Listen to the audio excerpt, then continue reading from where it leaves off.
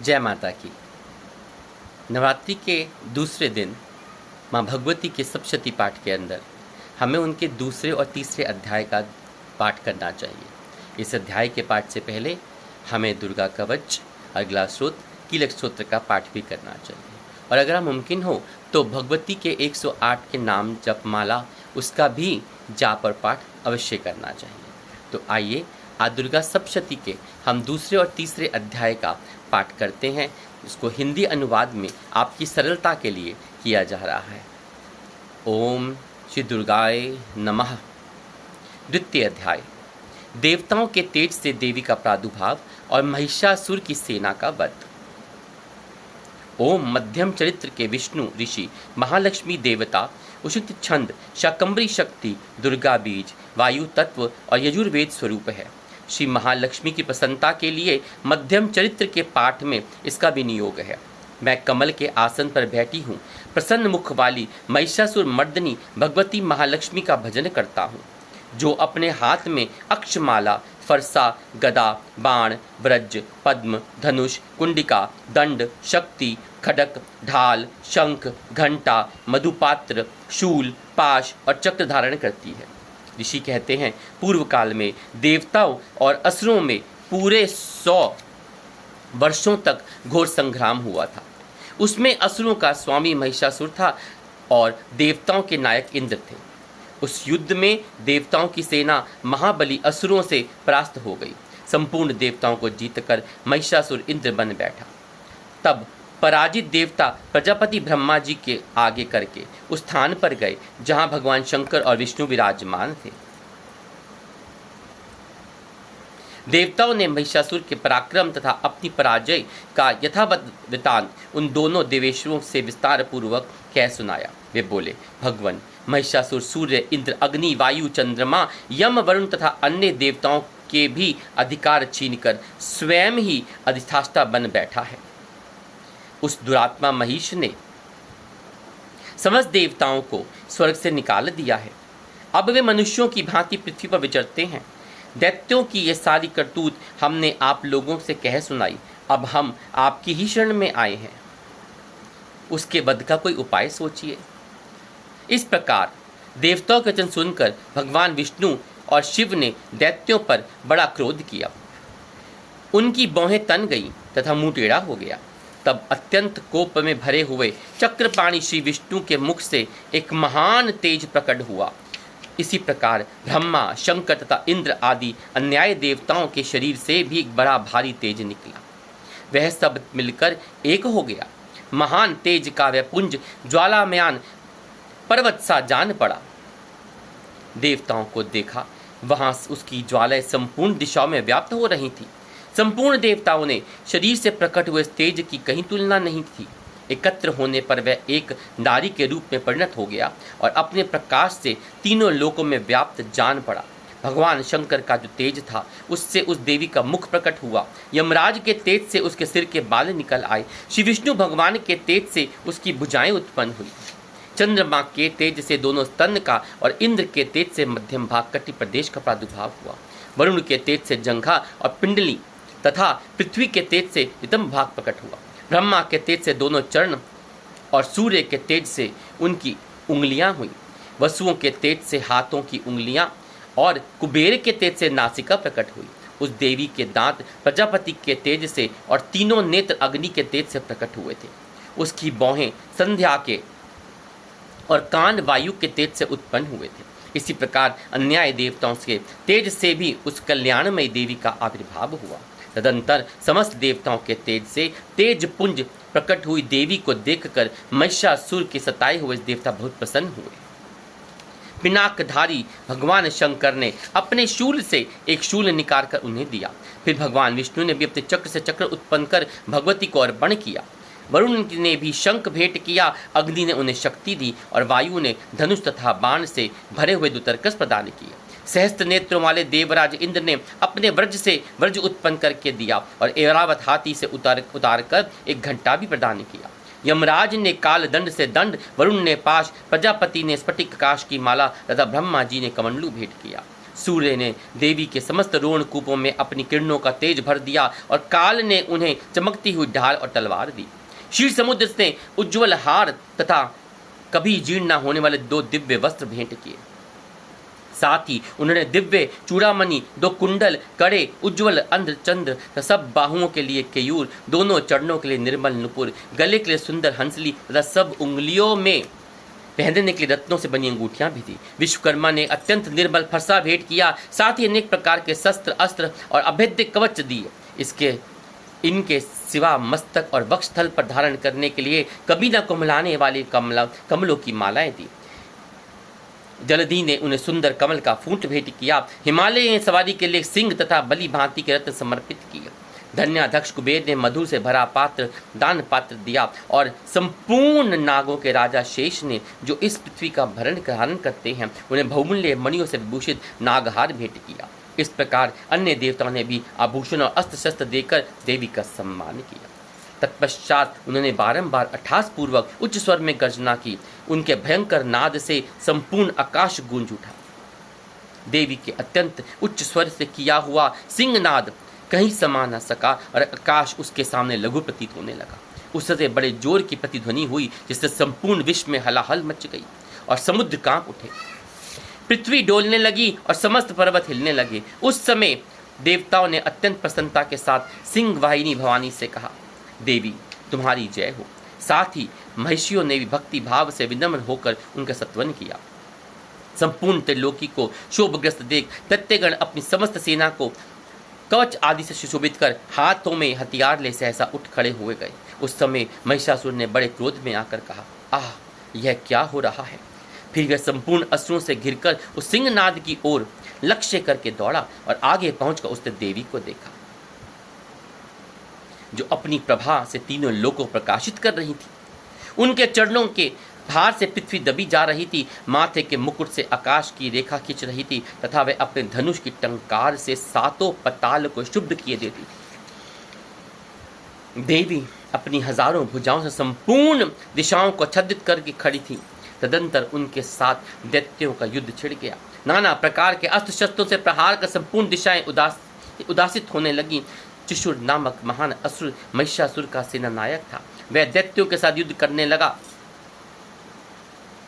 वह देवी के साथ युद्ध करने लगा। उन दैत्यों की चतुरंगिनी सेना साथ लेकर चामर भी लड़ने लगा। 60,000 रथियों को साथ लेकर उदक नामक महादैत्य भी ने लोहा लिया। 1 करोड़ रथियों का साथ लेकर महाहनु नामक दैत्य युद्ध करने के लिए आगे बढ़ा, जिसके रोए तलवार के समान तीखे थे। वह अस्लुमा नामक महादैत्य 5 करोड़ रथी सैनिकों सहित युद्ध में आ डटा। 60 लाख रथियों से घिरा हुआ बाष्पफल नामक दैत्य भी उस युद्ध में लड़ने लगा। परिवारित नामक राक्षस हाथी सवार और घुड़सवारों के अनेक दलों तथा 1 करोड़ रथियों को सोना लेकर युद्ध करने लगा। विडाल नामक दैत्य 5 अरब रथियों से घिरकर लोहा लेने लगा। इसके अतिरिक्त और भी हजारों महादैत्य रथ, हाथी और घोड़ों की सेना साथ लेकर मां देवी के साथ युद्ध करने लगे। स्वयं महिषासुर उस रणभूमि में कोटि कोटि सहस्त्र रथ, हाथी और घोड़ों की सेना के साथ घिरा हुआ खड़ा था। वह दैत्य देवी के साथ तोमर, बिंदीपाल, शक्ति, मुडल, खडक, परशु तथा पटिश आदि अस्त्र शस्त्रों का प्रहार करते हुए युद्ध कर रहे थे। कुछ दैत्यों ने उन पर शक्ति का प्रहार किया, कुछ लोगों ने पाश फेंके तथा कुछ दूसरे दैत्यों ने खड़क प्रहार करके देवी को मार डालने का उद्योग किया। देवी ने भी क्रोध में भरकर खेल खेल में ही अपने अस्त्र शस्त्रों की वर्षा करके दैत्यों के समस्त शस्त्र अस्त्र काट दिए। उनके मुख पर परिश्रम और थकावट का रंज मात्र भी चिन्ह नहीं था। देवता और ऋषि उनकी स्तुति करते रहे। वे भगवती परमेश्वरी दैत्यों के शरीर पर अस्त्र शस्त्र की वर्षा करती रही। देवी का वाहन सिंह भी क्रोध में भरकर गर्दन के बालों को हिलाता हुआ असुरों की सेना को इस प्रकार चलने लगा, मानो वनों में दावानल फैल रहा हो। रणभूमि में दैत्यों के साथ युद्ध करती हुई अंबिका देवी ने जितने निश्वास छोड़े, सभी तत्काल सैकड़ों हजारों गणों के रूप में प्रकट हो गए और परशु, बिंदीमाल, खड़क और पटिश आदि अस्त्रों द्वारा असुरों का सामना करने लगे। देवी की शक्ति के बड़े हुए थे और गण असुरों का नाश करते हुए नगाड़ा और शंख आदि बजा रहे थे। वह संग्राम महोत्सव में कितने ही गण मृदंग बजा रहे थे। तदंतर देवी ने त्रिशूल से, गदा से, शक्ति की वर्षा से और खडक आदि के सैकड़ों महादैत्यों का संहार कर डाला। कितनों को घंटे के भयंकर नाद से मूर्छित करके मार गिराया। बहुतेरे दैत्यों को पाश में बांधकर धरती पर घसीटा। कितने ही दैत्य उनकी तीखी तलवार के मार से दो टुकड़े हो गए। कितने ही गदा की चोट से घायल हो पृथ्वी पर सो गए। कितने ही मूसल की मार से अत्यंत आहत होकर रक्त वमन करने लगे। कुछ दैत्य शूल की छाती फट जाने के कारण पृथ्वी पर ढेर हो गए। उस रंगागण में बाण समूह से विष्ट के कितने ही असुरों की कमर टूट गई। बाज की तरह झपटने वाले देव पिटक दैत्य गण अपने प्राणों के हाथ धोने लगे। किन्हीं की बाहें छिन्न भिन्न हो गईं, कितनों की गर्दन कट गई, कितने ही दैत्यों का मस्तक कट के गिरने लगा। कुछ लोगों ने तो शरीर मध्य भाग से विलीन हो गए। कितने ही महादैत्य जांग कट जाने के कारण पृथ्वी पर गिर पड़े और कितनों की तो देवी ने एक बाह, एक पैर और एक नेत्र वाले करके दो टुकड़ों में चीर डाला। कितने ही दैत्य मस्तक कट जाने पर भी गिरकर फिर से उठ जाते और केवल धड़ से ही रूप में अच्छे अच्छे हथियार हाथ में लेकर देवी से युद्ध करने लगते। दूसरे कटम्ब युद्ध में बाजों की लय पर नाचते थे। कितने ही बिना सिर के धड़, हाथों में खटक शक्ति और ऋषित लिए दौड़ते थे। वहां दूसरे दूरे महादैत्य ठहरो ठहरो यह कहते हुए देवी को युद्ध के लिए लगाते रहे। जहां पर घोर संग्राम हुआ था वहां की धरती देवी के गिराए हुए रथ, हाथी, घोड़े और असुरों की लाशों से ऐसी पट गई थी कि वहां चलना फिरना संभव हो गया। दैत्यों की सेना में हाथी, घोड़े और असुरों के शरीर से इतना अधिक मात्रा में रक्तपात हुआ कि थोड़ी ही देर में वहां खून की बड़ी बड़ी नदियां बहने लगी। जगदम्बा ने असुरों के विशाल सेना को क्षण भर में नष्ट कर दिया। ठीक उसी तरह जैसे तृष्ण और काष्ठ के भरी ढेर की आग कुछ क्षणों में भस्म कर देती है। और वह सिंह भी गर्दन के बालों को हिला हिलाकर जोर जोर से गर्जना करता हुआ दैत्यों के शरीर को मानो उनके प्राण के चुने लेता था। वह देवी के गणों ने भी उन महादैत्यों के साथ ऐसा युद्ध किया जिससे आकाश में खड़े हुए देवतागण उन पर बहुत संतुष्ट हुए और फूल बरसाने लगे। इस प्रकार श्री मार्कंडेय पुराण में सामर्थ्य जनवंत की कथा के अंतर्गत श्री देवी महात्म्य में महिषासुर की सेना का वध नामक दूसरा अध्याय पूर्ण हुआ। ओम श्री दुर्गाए नमः। तृतीय अध्याय, तीसरा अध्याय, सेनापतियों के साथ महिषासुर का वध। जगदम्बा ने श्री अंग की कांति उदय काल में सहस्त्र सूर्यों के समान है। वे लाल रंग की रेशमी साड़ी पहने हुए हैं। उनके गले में मुंड माला शोभा पा रही है। दोनों स्तनों पर रक्त चंदन का लेप लगा है। वे अपने कर कमलों में जप मालिका, विद्या और अभय तथा वर नामक मुद्राएं धारण किए हुए। तीनों नेत्रों से शोभित मुखार बिंद की बड़ी शोभा हो रही है। उनके मस्तक पर चंद्रमा के समान रत्नमय मुकुट बना है और वे कमल के आसन पर विराजमान है। ऐसी देवी को भक्तिपूर्वक प्रणाम करता हूँ। ऋषि कहते हैं, दैत्यों की सेना को इस प्रकार तहस नहस होते देख महादैत्य सेनापति चिक्षुर क्रोध में भरकर अंबिका देवी से युद्ध करने के लिए आगे बढ़ा। वह असुर रणभूमि में देवी के ऊपर इस प्रकार बाणों की वर्षा करने लगा जैसे बादल मेरुगिरी के शिखर पर पानी की धार बरसा रहे हैं।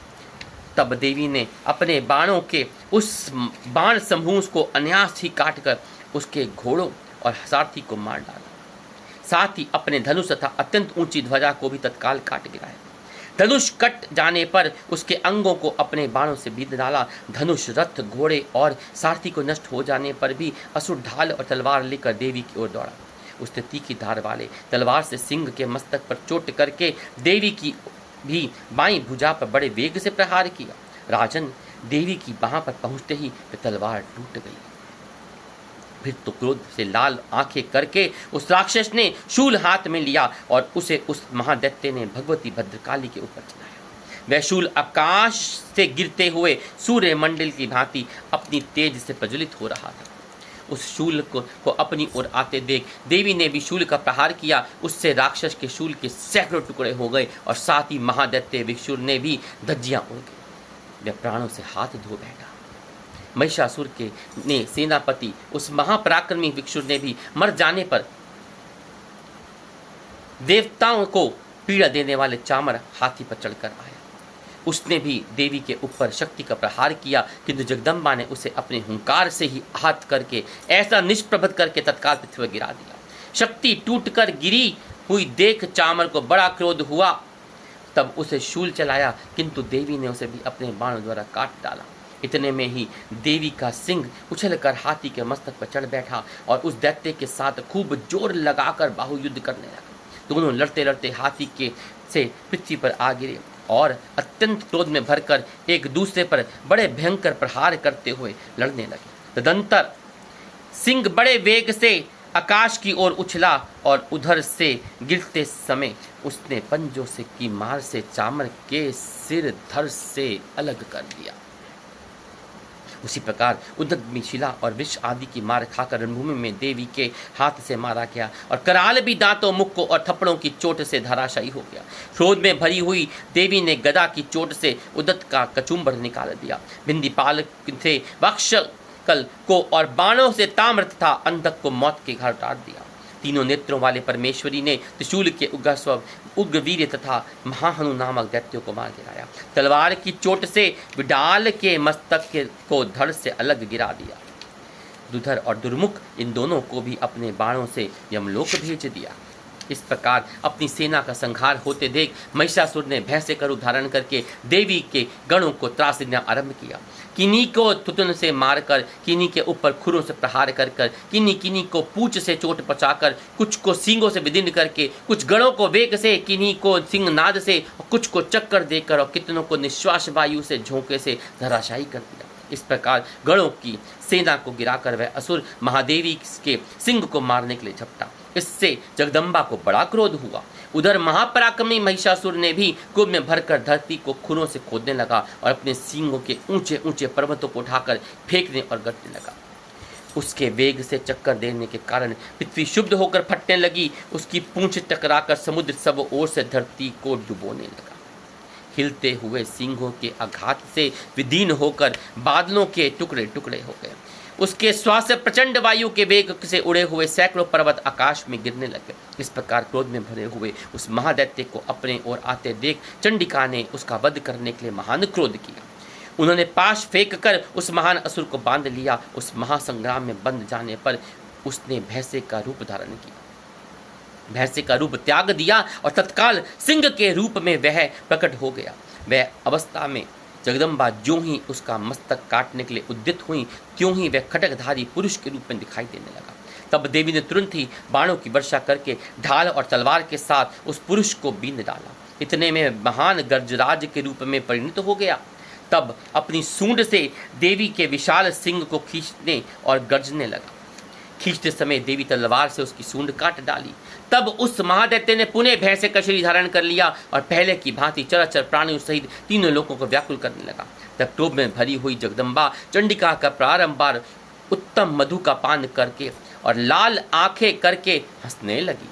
उधर वह बल और पराक्रम के मद में उन्मत्त हुआ राक्षस गरजने लगा और अपने सींगों से चंडी के ऊपर पर्वत को फेंकने लगा। उस समय देवी अपने बाणों के समूह से उसके फेंके हुए पर्वत को चूर्ण करती हुई बोली। बोलते समय उनका मुख मधु से मद से लाल हो रहा था, वाणी लड़खड़ा रही थी। देवी ने कहा, ओ मूढ़, जब तक मैं मधु पीती हूँ तब तक तू क्षण भर के लिए खूब गरज ले। मेरे हाथों से यही तेरी मृत्यु हो जाने पर शीघ्र देवता भी गर्जना करेंगे। ऋषि कहते हैं, यूँ कहकर देवी उछली और उस महादैत्य के ऊपर चढ़ गई और अपने पैरों से उसे दबाकर उन्होंने शूल से उसके कंठ में आघात किया। उनके पैरों से दबा होने पर भी महिषासुर अपने मुख से दूसरे रूप से बाहर आने लगा। अपने आधे शरीर से ही बाहर निकलने पाया था कि देवी ने उसने प्रभाव से उसे रोक दिया। आधा निकला होने पर भी वह महादैत्य देवी से युद्ध करने लगा। तब देवी ने बहुत बड़ी तलवार से उसका मस्तक काट गिराया।